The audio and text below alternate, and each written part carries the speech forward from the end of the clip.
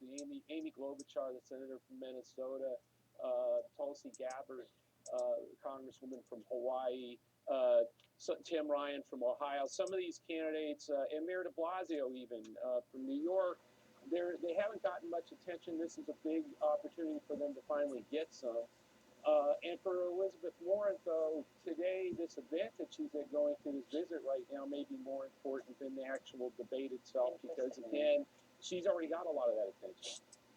Yeah, it certainly got the cameras there, right, with her today. Yeah. Alex Burns. What about Cory Booker? He got a bump, at least a lot of coverage from his spat with Joe Biden last week. And but he's still lagging, especially when it comes to the number of donors. He's going to need to hit that 65,000 threshold to get on the debate stage at the end of July. How does he create momentum and give that some legs tonight? Well, the theory of the case, Booker's camp on not to keep big, stark contrasts over core cultural and sort of ideological issues with the front runner. It's to talk about Cory Booker, and I think that what you're going to see from a lot of the candidates, especially in this first debate tonight, where you have, frankly, a more mild-mannered set of debaters than we're going to have on Thursday night when you have these sort of big combative personalities like Bernie Sanders. You're going to hear folks like Cory Booker, Beto O'Rourke, Julian Castro, Joe mentioned a couple others, really try to introduce themselves to the American people in a pretty elementary way. I think the challenge is a little bit different for Elizabeth Warren, because she's clearly just in a totally different place in this race than the rest of them. And Joe, I wonder, you do see this dynamic now developing with tiers, right? Because you got a clear top 5 candidates here, right? With Biden, Warren, tell me who I'm missing, but Buttigieg. Yeah. And you see Warren's numbers rising and narrowing the gap with Joe Biden. I wonder if a bigger focus tonight, even though Joe Biden's not on the stage till tomorrow, is whether Warren can keep that momentum and eat away at Biden's consistent lead here. Well, I think one of the problems for Warren tonight in the debate is she's likely to be looking over to tomorrow's debate with Biden, wishing, sort of talking to that debate, whereas others in this debate may be using her to contrast themselves. I'll give you an example.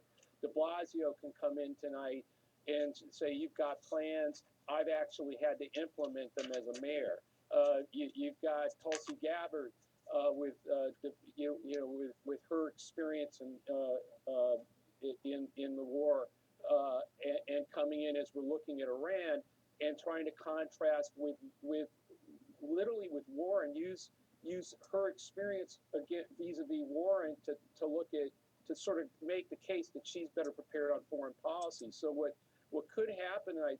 Amy Klobuchar could come in there and make the progressive versus we need a pragmatic center, something she couldn't do very well with Joe Biden on the stage with her, or is not as effectively. So what could happen tonight is some of these other candidates could use Warren as a way to contrast themselves and make themselves stand out, and she's in a position where the people she wants to contrast herself with as an upper-tier candidate are in tomorrow's debate. What should they not do tonight, Alex Burns? Like, what is the big no-no on the stage tonight? I guess I won't say they shouldn't do this, but I think the biggest risk that they could take tonight would be attacking another Democrat too harshly. I think Joe's absolutely right that you're going to see contrast on that stage, but something that we've seen in previous elections, especially in the early debates, is that voters are looking for just sort of a tasting menu of their options in this election. They're not necessarily looking for a bloodbath at this point, right? So I think that if you were to see another candidate, John Delaney, for instance, running as this sort of proud, unapologetic centrist in the race, if he were to go on stage and really take it to Elizabeth Warren, you're too far left, you're too hostile to business, you're too many regulations, I think that'd be an enormous risk in the Democratic primary, not just because it's a more liberal party, but because you just don't know how voters are going to respond to conflict. And we'll see that obviously again on steroids tomorrow night, when there's going to be a lot of temptation to attack Joe Biden, and Joe Biden remains a pretty well-liked guy in the party.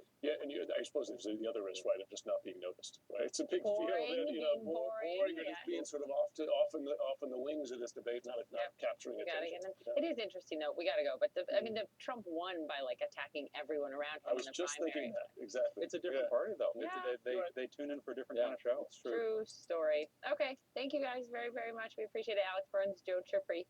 North Korea lashing out this morning at the U.S., even as the two countries may be agreeing to a third summit between President Trump and Kim Jong-un. If that happens, what would be different from the last two?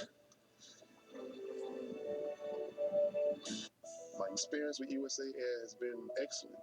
They really appreciate the military family, and it really shows. With all that USA offers, why go with anybody else? And we know their rates are good. We know that they're always going to take care of us.